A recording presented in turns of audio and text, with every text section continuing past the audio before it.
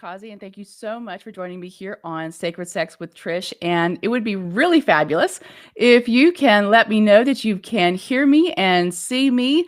And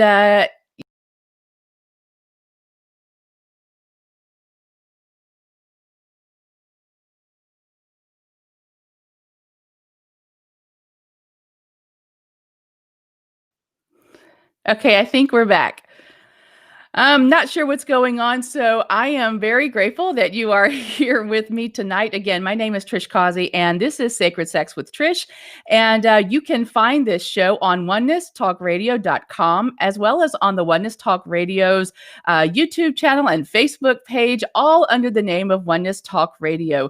You can see the replays of this, as well as my original shows, on my YouTube channel, which is Trish Causey Official. And you can find me on Facebook. I have a couple of different groups, including a Sacred Sex with Trish group just for this show. So if you can please let me know that you can hear me and see me, I would be most appreciative. So tonight's topic is going to be a little bit touchy, quite literally. And it was actually brought up at the end of the last show, like the last 2 minutes of the show. Somebody brought this up. One of the viewers brought this up, and it's the topic of porn. And okay, thank you. You can hear me. I appreciate that. It's almost like it's Mercury retrograde around here, but it's not officially anyway. And what's interesting is that he didn't even know that I actually have.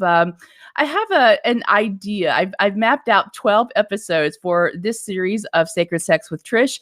And the next episode, tonight's episode, was going to be all about porn and vibrators and other addictions, because they kind of all fall into the same category of habits and the reward center of the brain. Okay, so if you want to go ahead and ask me any questions here in the chat, the way I like to do this show is I like to have a topic that'll get us started. And then any questions that you may have about that topic, or any questions you may have about sacred sexuality at all, or sex in general, sexual functions, sex anatomy, dating, relationships, marriage, being single, masturbation, we can cover it all here on Sacred Sex with Trish.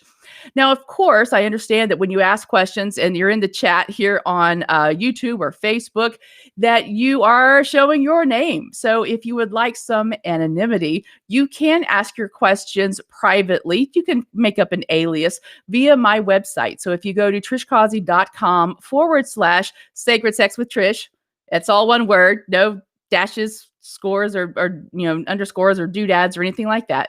trishcausey.com/Sacred Sex with Trish. There's a contact form there, and you can ask your question, and you can create an alias, because I know that we're talking about some things that are very, very personal. And when you use YouTube or Facebook, you're actually showing your name, and you may not want that. So that's totally fine. So that is an excellent question, and that's actually one of the things we're going to get to. The question was, what is the difference between porn and erotica? And for me personally, there's a big difference. And what I've seen in my clients, there's also a big difference. So let's just start at the very beginning, which is always a very good place to start. My background's in musical theater, so I may occasionally throw out some musical theater show tunes, waka waka jazz hands. So the word porn, P-O-R-N, as we have it here in English, actually comes from the Latin word porno, which we kind of also have in English. The word porno in Latin is a verb, and it means to see. So basically, anything you see is you having a porno experience. Now, of course, here in America, or here in the modern Western world, we don't think of it like that. There is a very definite idea about what porn is, what pornos are. And I always think back to the comment made by the judge in the Larry Flint case. This was a freedom of expression, freedom of speech case, but it was using pornography as the means and methods of freedom of speech. And in trying to make heads or tails out of the craziness of the case, because Larry Flint was crazy. But anyway, the judge, what they wound up trying to do is trying to define what pornography is. And the judge basically said, he couldn't define it. He said, but I know it when I see it. And so that right there tells you that there are some preconceived notions about what porn is, what porn is supposed to be, what porn can be. And so going to this question right here about what is the difference between porn and erotica, well, we're going to say that beauty is in the eye of the beholder. And I must say that in the past 5 to 10 years, since the dawning of the social media and broadband internet, the difference between porn and erotica has just magnified. What used to be considered porn, naked people in skin mags, that is so not that that's an ad on a TV nowadays, right? So, the kind of thing that we considered porn when we were growing up, right? These, skin mags, and then the like, the old VHS tapes that yet maybe your father or your parents kept in a shoebox up at the top of the back of their closet. Yeah, VHS. If you don't know what that is, good gravy. I'm old, but anyway, you had to work to get the porn. You really had to work to get to it, to see it. And so there was this expectation of it. So regardless of what you were seeing, whether it was just, scantily clad women, or if it was actual sex, that there was, it just was not what is so mainstream porn today.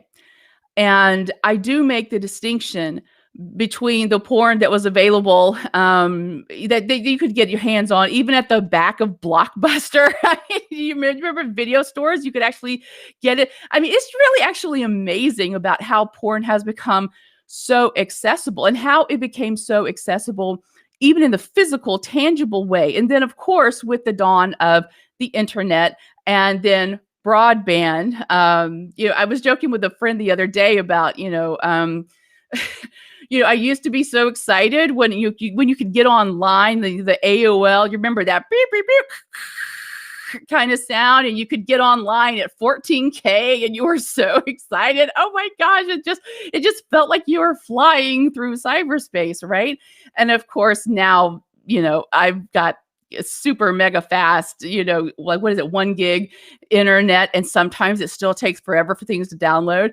But the accessibility of porn via the internet, particularly broadband, and being able to access it quickly and it upload and download quickly, really has changed what porn is in terms of what is mainstream.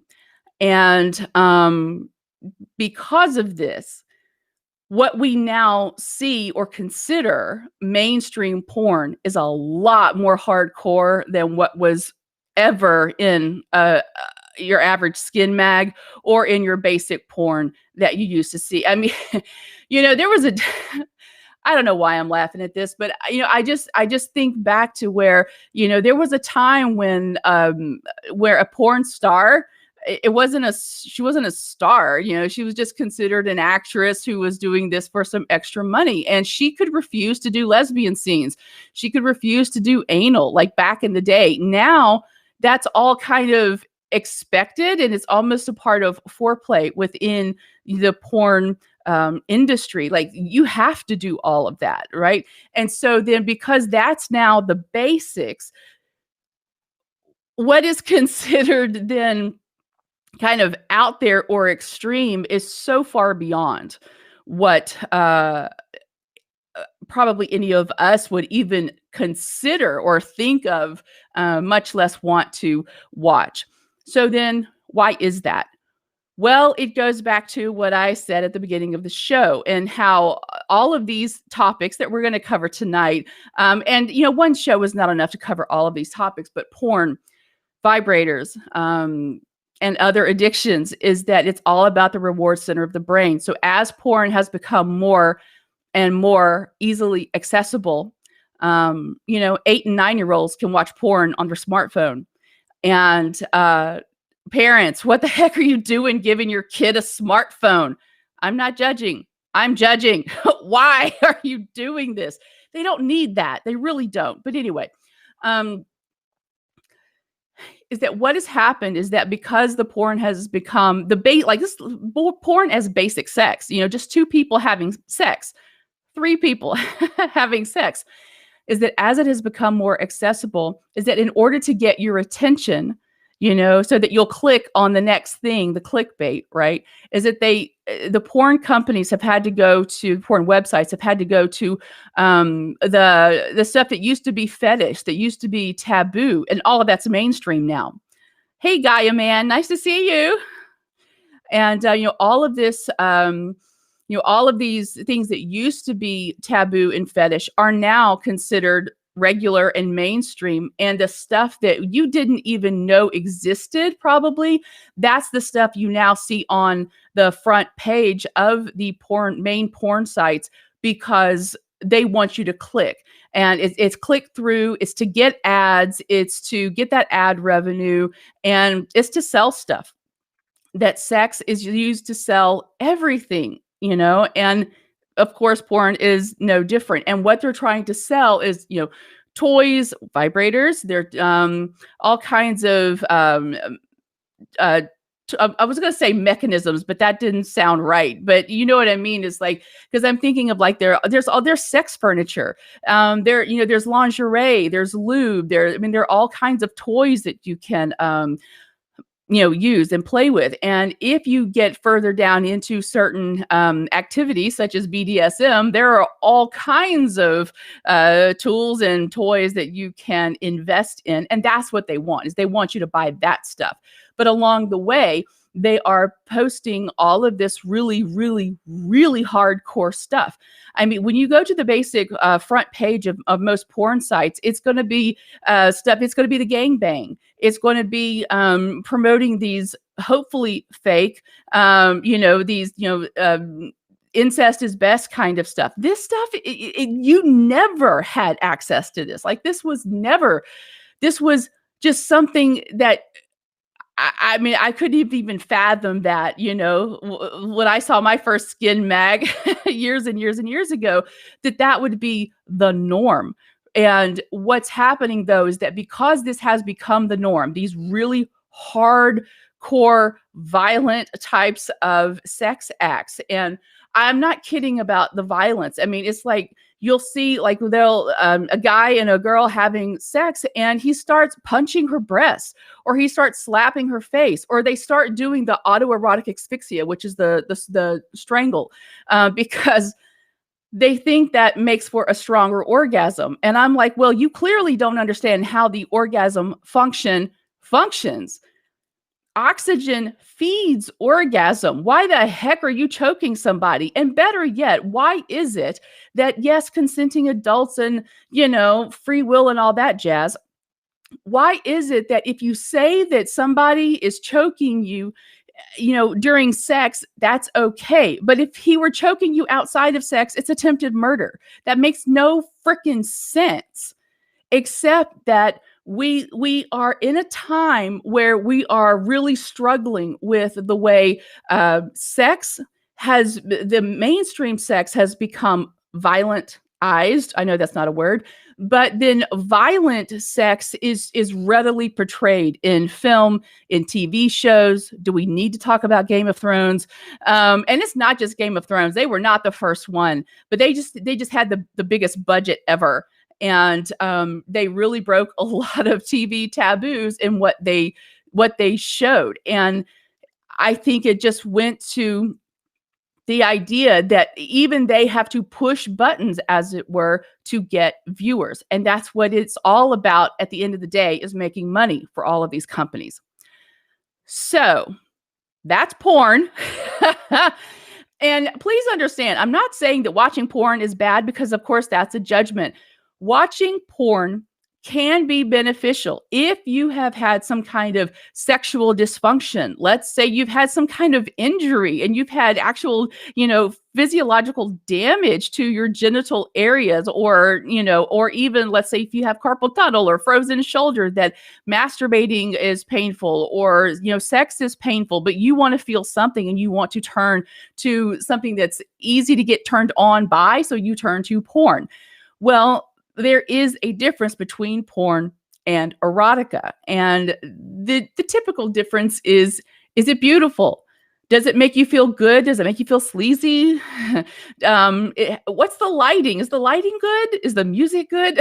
Chances are, if it has a better production value and the woman is not treated like a piece of property to be treated like crap, then it may qualify as erotica.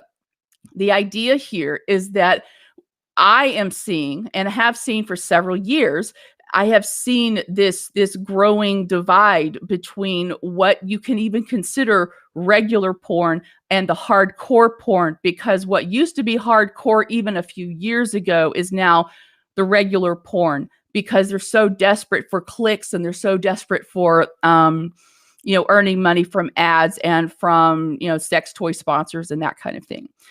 So speaking of sex toys, feel free to ask questions, in the chat room. Yeah, we don't need to name names, but yeah. I mean, I do remember back in the day, those after hours on the premium cable channels, and what was that show, Emmanuel? Which I don't think that was ever really, I think it was maybe soft porn or something. But back then it was shocking that that was actually on a television, So yeah, so let's talk about the toys and vibrators, especially because this affects women. And now I know that some men use vibrators. Some men like that. Some men need that. Some men, it just depends on the person. But where the issue comes in is when the vibrator is required, when you can no longer become sexually aroused without the vibrator. And the way it usually happens is that, you hear about a vibrator, you hear about some clit tickler or G-spot, not tickler, like the curved G-spot vibrators and whatever. And you start out small, something that takes maybe 2 AA batteries. And then over time, your body becomes used to that. So then you need something a little bigger, a little stronger, something with 2 C batteries, right? And then 2 D batteries. And by then it's no longer some, cute little vibrator. It's now something like you have to wield with 2 hands because it's so heavy because of the batteries, right?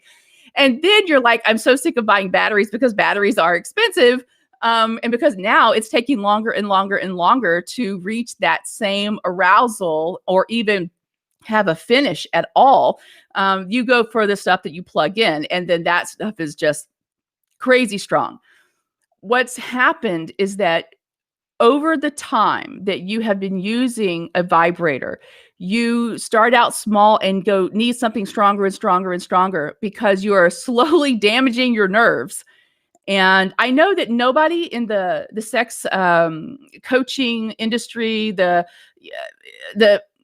typical sexologist, they're not going to readily admit this, right? This is why I have never, ever really fit in. I've never been in the clique of the sex coaches, especially the ones out in LA, because their blogs are supported and sponsored by sex toy companies. So, the more they talk about sex toys and promote them, the more people click through ads, and then they get affiliate link money and that kind of thing. But the thing is that over time, vibrators, you'll need stronger and stronger vibrators. And then over time that you will become more numb and to them because of the damage you're doing to your nerve endings in your vulva, your outer labia, your inner labia, the foreskin over the clit, the glands itself, the glans clitoris itself. And I have a little story for you. So, several years ago, I had gotten to that point where I started with the small little butterfly vibrators and graduated up to some big honking back massager that you plugged in. Well, I was gone on a job for 3.5 weeks, actually about 4 weeks. I was a stage manager for a show. And I didn't take my vibrator because I was like, some part of me knew I need to get back to my body, you know? And plus, I wasn't really sure I was going to have my own room. I had been told I was going to have my own room. Well, you know, if I'm bunking in with somebody, you know, for 4 weeks, I'm not going to have a vibrator going zzz, zzz, zzz, at 2 in the morning, right? So I did have my own room. And when I got to like I think it was like the second night I was there. The first night I was exhausted from the work, but the second night it's like, okay, I'm really gonna just enjoy myself. And I started to masturbate and I couldn't feel anything. Like my fingertips could feel the soft, warm, moist, you know, vulva area, but from my clit, my vulva, I could not feel anything. I could not feel the touch of my fingertips. And so, of course, what did I do? I pressed harder. I kind of circled a little bigger. You know, it's like, what's going on? I could not feel anything. It was so disappointing, but I was tired. I figured I was tired. A couple nights later, I tried again, same thing. A couple nights later, same thing. It was almost to the end of that 4 weeks that I finally started to feel a little something, but I could never get to orgasm. And so when I went home, of course, one of the first things I did once, you know, when I got home is nighttime, I got out the vibrator and I started using it and there was the orgasm. There was the climax. But then I went to try and do it myself and I couldn't. Long story, not short. Um, I just really knew that my body, there was something that was not right. And I knew it was the vibrator. And it was the reliance on the vibrator. And at this point, this was a Hitachi wand. Now, at one point, now some of you ladies, you must be able to commiserate with me that I was actually using two vibrators at once, one from inside on the G spot and then the Hitachi wand on the outside. So this is exhausting. These are heavy. It's a lot of work. And basically what happened is that every time I tried not to use the vibrator, I went back to using the vibrator because I could not orgasm. I could not climax on my own. So basically what I wound up doing is at about 5 a.m. on a Sunday morning, because I knew most people would be sound asleep, I bagged up the Hitachi wand in a couple of like little trash bags, little garbage bags, and went out to the dumpster and threw it away. Because I knew that as long as that Hitachi wand was still in my apartment, that I would go to that. And so throwing the Hitachi wand away was one of the best things I ever did for my body and for my sexual experiences. And what wound up happening was that I could not feel anything from my genitals perspective. I could not feel touch at all. It took 6 months for my nerves to heal. I can only imagine what would happen if I had continued to use the Hitachi wand, the other vibrators, stronger vibrators, and just keep going more and more and more and more. The damage that I had done was immense. And it took 6 months for me to feel anything. And then it took about another 3 or 4 months before I was able to actually orgasm in a way that was even remotely, like, truly pleasurable. Not some rinky-dink little orgasm that wasn't worth the work, right?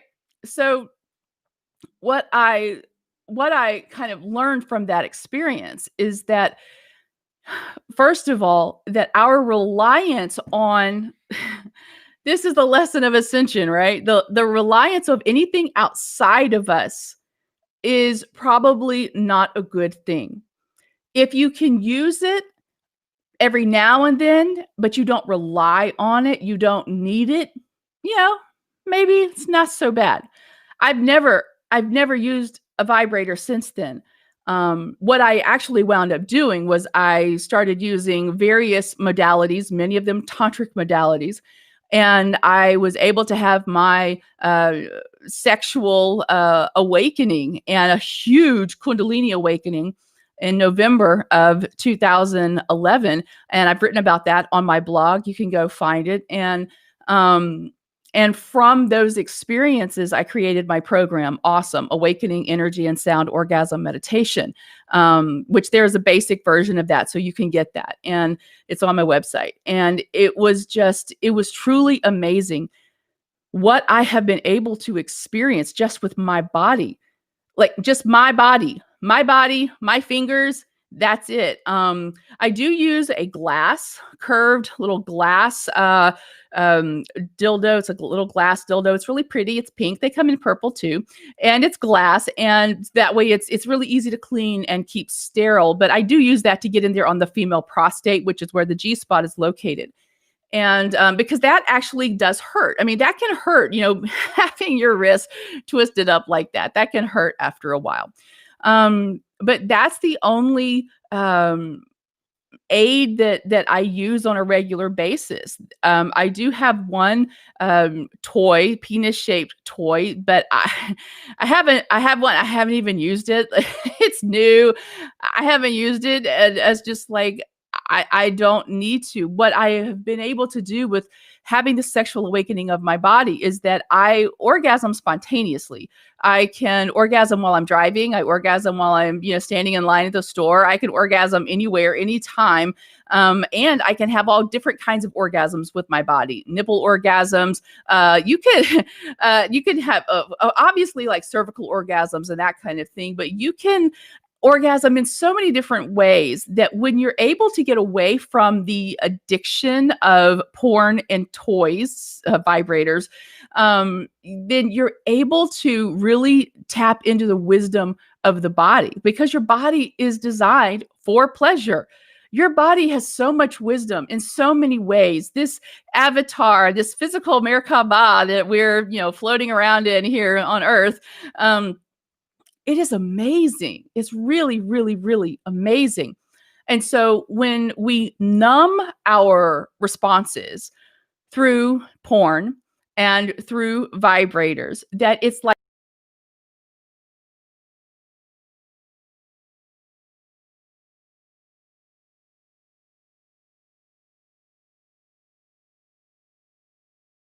on, we lost it for a second.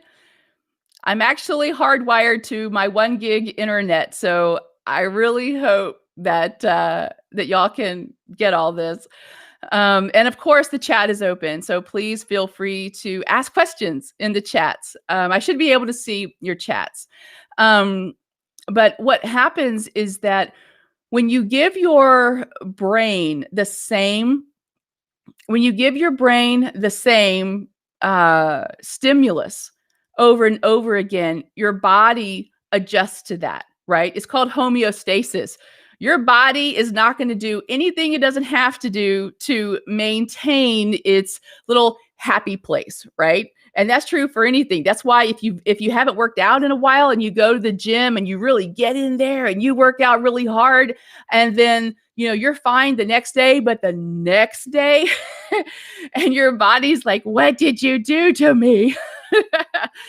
Well, that's because you have taken your body out of your couch potato homeostasis, and you've actually made it work and do something different. And the body has to adjust. And the same exact thing with porn. This is why some people can watch the same porn over and over again, and it's actually the only thing that they can orgasm to. That's something a little different. But most people, when they're watching this piece of porn, that porn, and they're surfing and they're clicking on, they're clicking on the thumbnail, right? Because the thumbnail holds the promise of what they're going to see. And so they're clicking. And over time, they keep clicking, after each, masturbation session, or, even sex, because some people watch porn while they're having sex, which I don't know how you can concentrate, but kudos to you if you can do that. But I don't think ultimately that is healthy for your sex life. And certainly it's not healthy for your intimacy between each other, right? And I know we haven't talked a whole lot about the sacred aspect of all of this, but I think having an honest discussion about porn and vibrators is very important. And so what happens is that you just need more and more and more, and you need something stronger and stronger and stronger to have the same experience. It's what I've heard about smoking pot is that, the second time you smoke pot, that's the highest high you'll ever have with it. And all the other times is that you have to smoke more and more and more to have that same high. I don't know. I've never done pot. So that's just what I've heard from several people. But it's the idea of the addiction is that can you have normal sexual function and normal as in healthy sexual function? You have the normal phases of arousal, the normal phases of excitation and then release, and then the good feelings of that afterward. Are you able to have that without the stimulus of porn, without the stimulus of vibrators? Can you have these experiences with a partner if you so choose to have a partner? The thing about porn or even vibrators is that when it becomes an interference, when it becomes the third person in your menage a trois, that I'm not laughing. I kind of am, but to think about when two people come to have sex and the woman has to have her vibrator in between her and her partner in order to climax. How the heck is that sexy? Much less how is that intimate? It's, oh, I love you. Oh, I love you too.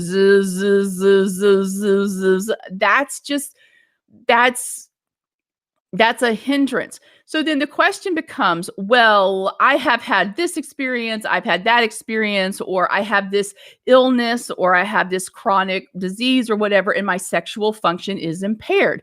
Now, this is legit, okay? And this is where toys can assist. This is where porn or erotica can assist you. But again, it all goes back on to in my opinion, the reliance of it. Can you have orgasms without it?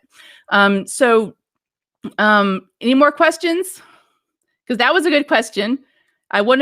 We have about 22 minutes left. So if you do have extra questions, please ask in the chats, because I want to get to your questions.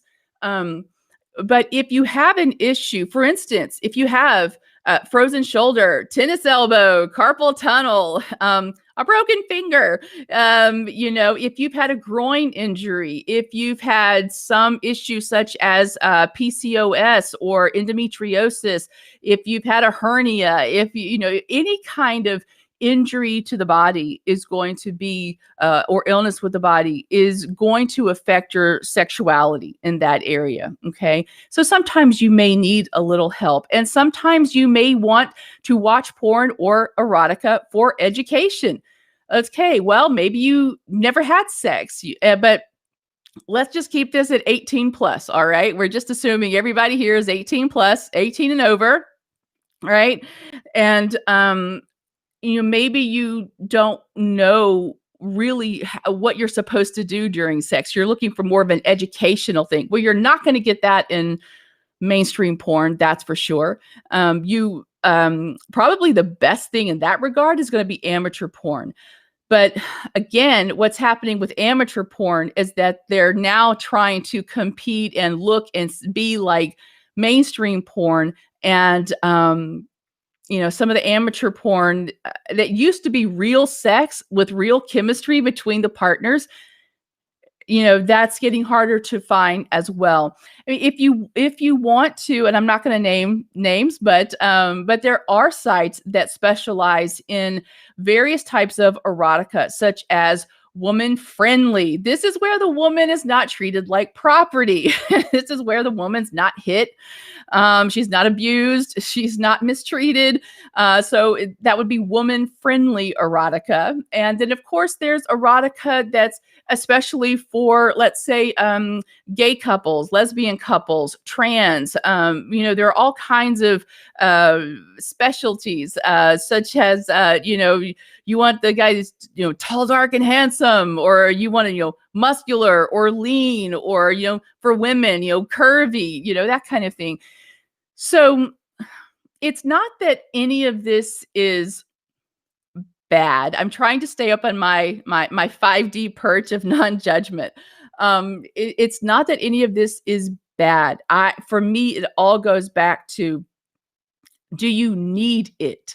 Like, do you require porn to get aroused, to get to that point of excitation that you're getting near climax and then to climax? Do you need that? Can you do that without porn? If you can do that without watching porn, what is that process like?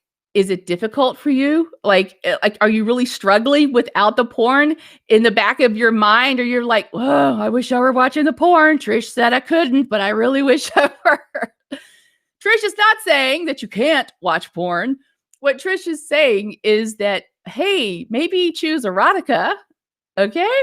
And then in the watching of the erotica, try not to watch it so much that you become dependent upon it. Because again, anything outside of you, when you become dependent on anything outside of you for your happiness, your joy, your pleasure, then you may want to just take a look at your habits and what you're doing. And so the reason why I call this porn, vibrators, and other addictions is simply because of how habits and rewarding yourself and wanting instant gratification, that's typically seen in a lot of addictions. And as someone who is a recovering binge eater, let me tell you that using food to numb emotions, to stuff down emotions, to feel something. I mean, depending on where I was and what I was feeling in the moment, that if I felt empty, nothing filled me faster emotionally than an entire pan of warm brownies right out of the oven. I mean, that warm and that feeling and the smell of the brownies and filling me up physically had an emotional and psychological numbing effect, that all of the stress that I was feeling, I was able to kind of waylay that by stuffing my face full of brownies. And then when I was instead of feeling empty, when I was feeling overwhelmed and, just crying my eyes out and sad, and then using food in order to feel happy. Basically I was using food as uppers and downers, and so anything that you use to as a mind altering, emotion altering, or in this case, orgasm altering experiences, that can be a problem if you do it a lot, over time, right? And so again, this is about, again, going back to the ascension process of sovereignty and staying in your power and not giving up your power. Don't give up your power to the Hitachi wand, just like you shouldn't give up your power to an entire pan of brownies that I've done many times. I haven't done that in a while. But in the moment when you're wanting that instant gratification of whatever emotional experience you're looking for, whether that emotional experience is happiness and joy just in the day, or happiness and just relaxation after orgasm, you can actually come up with that yourself. You don't have to rely on porn or vibrators or other addictions to have those experiences that your body creates, through orgasm and oxytocin and all that. So yes, food as an addiction. It's not marijuana or alcohol, but it can be an addiction. And yes, because it's readily available. Hardcore drugs, that's a little harder to find, but there are fast food places and grocery stores and even gas station convenience stores now. They're little bitty grocery stores. So, and they sell alcohol and cigarettes. So you can get any of these addictions readily. And just like with porn, it's readily available on your phone. It's on the internet. So any mobile device that has Wi-Fi, this was one of the things that got me just really aware of this when my daughter was 12 years old and she's in junior high, the 7th and 8th grade. And of course, all the computers, we had to sign the release at the beginning of the school year that our child could get onto the computers at school with the note that, certain websites were blocked, such as YouTube. YouTube was blocked so that the little children, the innocent children, would not see things they weren't supposed to see, just in case. And I appreciated that as a parent. Until my daughter, 12 years old, comes home from school and we're talking about this. And she tells me about how, during, study hall, kids are watching porn just on their phone because the Wi-Fi on their phone bypasses the school's Wi-Fi, right? It's just the Wi-Fi that they're on their phone that their parents pay for. And their kids are watching porn, 11, 12-year-olds are watching porn during study hall. And that's the least of it now. I mean, that was several years ago, and so children at a very young age are exposed to porn. And the reason why I talk about this is not because porn is bad or watching sex, seeing, remember porno, to see. It's not that seeing sex is bad. Sex is beautiful. Being sexual is normal and natural. It's that what they see. It's the kind of sex that they see, which is often exploitative, abusive toward women, abusive toward men in some cases as well. The BDSM, the hardcore crap that you really don't want your 8-year-old seeing, right? And so when you understand that most of that is not, I don't want to say normal because that's judgmental, but understand that porn websites purposefully try to find the most eye-catching topics and the most eye-catching thumbnail to get those clicks. It's just clickbait. And the more you watch that and the more you jerk off to that, and the more your body becomes accustomed to that, the more your body's going to need more because you're telling the reward center in your brain, hey, this is what we need to have this experience. So you have that a few times and then you need more and more and more and more, like any addiction. So again, hey, Robbie, how are you, babe? Thank you so much for tuning in. Does anybody have any questions?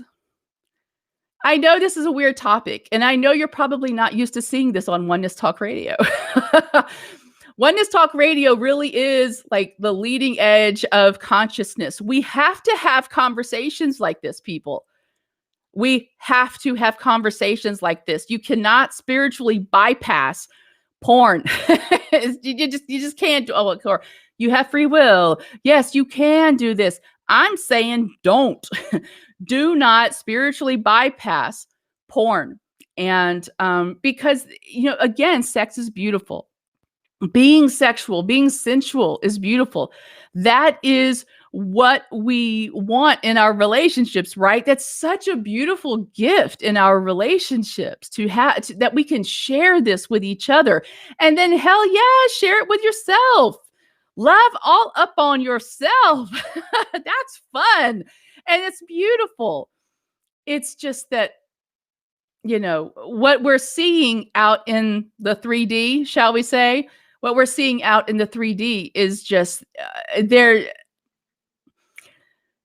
I really don't like to talk about the non-virtuous, but they're pulling out all the stops. They really are. They just want to keep everyone in this control matrix, and they definitely do that through porn. And they definitely do that through the topics of addiction, like we just talked about. And then, of course, for women, totally giving over all of their sexual abilities, their sexual pleasure over to, sex toy companies. It's not a weird topic. It's a very common. Yeah. Yeah. Yeah. Yeah. And the thing is, so let's talk about where it would be useful. Well, one of the studies that was done by Beverly Whipple. She did a study trying to see if women who've had spinal cord injuries where they were paralyzed from the waist down, can they orgasm? And what she found, she had, I believe it was 4 women. And what she found is that, yes, women with manual stimulation, this was with a toy or a vibrator or not, but it was with a toy, with this direct stimulation up in the vagina. Yes, a woman who has had a spinal cord injury can, in fact, orgasm. Why? Because the vagina is innervated by the vagus nerve, which bypasses the spinal cord and plugs directly into the brain. This is why, guys, if you don't understand how women orgasm, it's because we're very complicated. The clit and the vagina are not innervated the same way, right? That's why women have what we call blended orgasms. And you have to you go for the G spot and you go for the clit at the same time in different ways. It's because of how we are wired.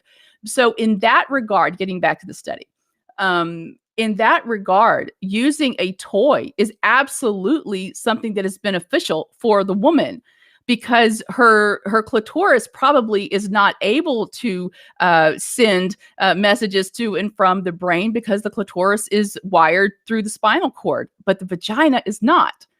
So please understand, I'm not saying that all sex toys are evil or wrong and you should never use them.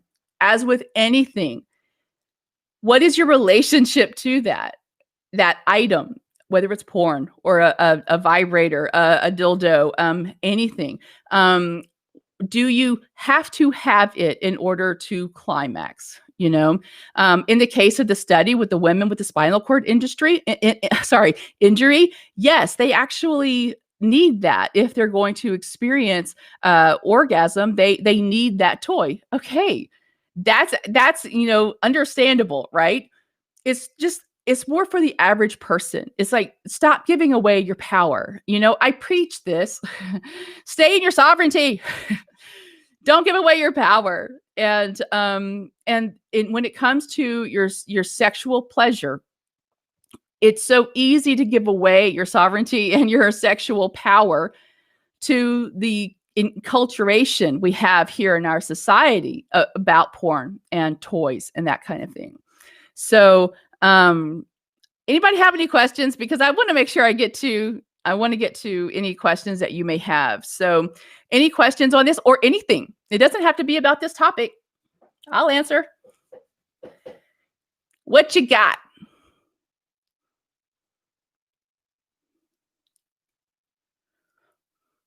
But I love reading your questions. And, just as a reminder, you can always ask me questions anonymously if you don't want to share your name on Facebook and YouTube.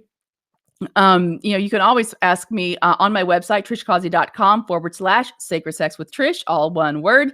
And of course, you can join my Sacred Sex with Trish Facebook group. We are in there and we talk. I also have my own group, Trish's Tribe. You can find that facebook.com/groups/Trish Causey. And we have a lot of fun in there.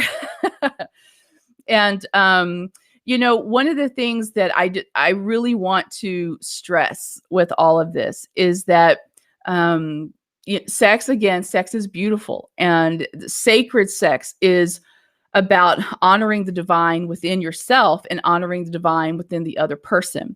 So when you're having to make the choice, especially about porn or erotica or, what you may or may not perceive to be the difference between the two, how does it make you feel?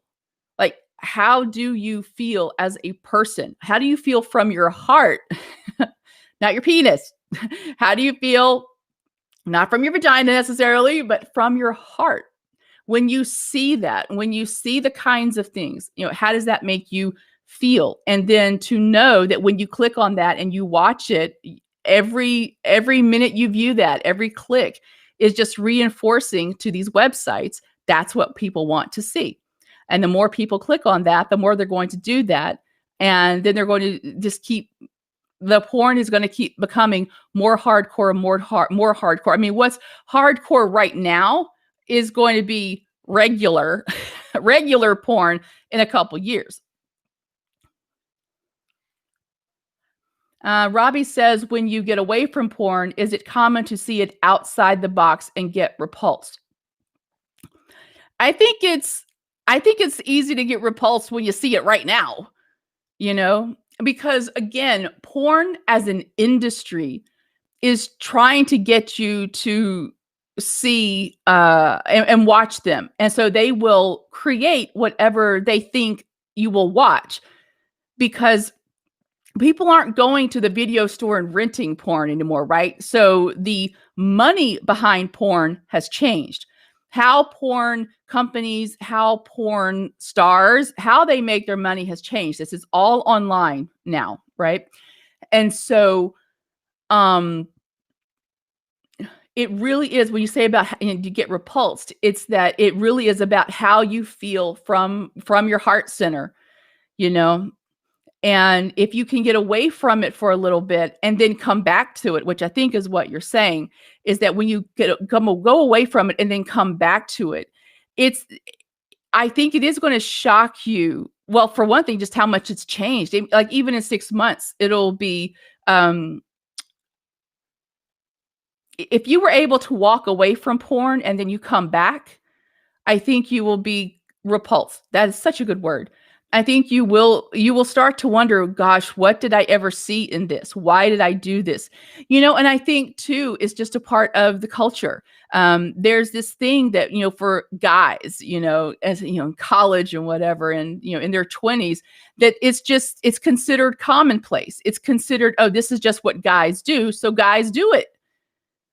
I mean, I know that not every guy who sits and watch porn, that I know they don't actually like everything they see, but they've been told this is what you do. You know, you watch porn, you jerk off to porn, you know, and go to this website and, oh, watch this girl and, you know, search for this, blah, blah, blah, you know, and when porn stars have Instagram accounts and you can follow them, you know, and you kind of get used to seeing that in your feed. And wow, that's not even something we've talked about, is the mainstreaming of porn in regular social media. So that when you're seeing the porn star in their scantily clad selfies on Tumblr still, on Instagram, on Pinterest, on other websites that are more visually oriented, that when you see these porn people, you know, and guys showing off their abs and showing off their ass and whatever, and their muscles and their back and whatever, when you see that all the time, just on your phone, your social media, that when it comes time to actually seeing these porn people having sex in porn, where you're like, well, that's not a whole lot different than what you were doing on Instagram. So again, then you're disappointed. So then you want to be excited. You know, it's it all, for me, it all goes back to the reward center of the brain and understanding how that works, and how if you have the impetus to watch porn, maybe don't. Just, you know, spend some time loving your body without the external visual stimulation, which I know is hard for men because men are so visually oriented. But just see how that makes you feel to say no to porn, and see if you have a resistance to the saying no. Are you like, yeah, okay, whatever. You know, I didn't really need it. I was just, you know, I was bored. I was bored. I just wanted to watch some porn and, you know, jerk off because, you know, I'm tired. I want to go to sleep. So I just want that stress reliever so I can, you know, go to sleep. And, you know, and so you didn't really need the porn. You just wanted to jerk off quickly and go to sleep, right? So that wasn't you being loving with your body anyway. You were just using your body to have a certain reaction and a certain experience so that you could conk out. And I'm telling you right now, doing that is going to affect your sexual function too. Yeah, guys, stop just masturbating so that you get tired and go to sleep. Because the next time you do have sex with a partner, guess what's going to happen? You have trained your brain. Your brain is now in the the jerk off and go to sleep homeostasis. It affects you. So again, anything that you do habitually, your body is going to become entrained to it. And so if you're concerned that you may have a porn addiction, just stop going to the porn, stop watching it. And then notice what happens. Notice what happens in your mind, what happens in your body. Do you kind of get antsy? The idea of, oh my God, I'm not going to watch porn. I need porn. Pay attention to what you then think and feel in that moment, because that's going to be a huge clue for you as to where you are on the spectrum of don't need porn at all and don't watch it at all the way over here to cannot orgasm or climax without it. And I've helped women with that situation, believe it or not. So it's a real thing, Yeah. Thank you, Robbie. Yeah. So any questions? We literally have 1 minute left. Was this show helpful? Was it too weird? For those of you who are on the Ascension path, was this too weird? Too awkward? I would love to know. Because then you may be a little put out by next week's show. So again, I know that talking about sex so directly on a show that's in a platform, a Oneness Talk Radio that's about consciousness, but my goodness, how can you bypass sexuality, especially when you talk about Shiva and Shakti and the union within that you then exhibit in the outside, the external, as union with a partner, and that we really are, our bodies are amazing. We are designed to have pleasure. And anything that takes you out of that pleasure or makes you dependent on something external from you for pleasure, that's a situation you may want to think about. And of course, if you need help with that, you can come to me and have a one-on-one consult, or we can work together. All of my information is on my website, trishcausey.com. And I have thoroughly enjoyed myself this evening talking about this because I love educating people. And of course, I love the camaraderie and the questions in the chat. So again, if you would like to ask questions for next week's show, make sure that you follow me, join my groups on Facebook because I will be listing the different topics and you can ask your questions and then we can talk in the chat on the Facebook group as well. And of course, thank you so much to Oneness Talk Radio. I appreciate this opportunity so much and I will see y'all soon. Y'all take care.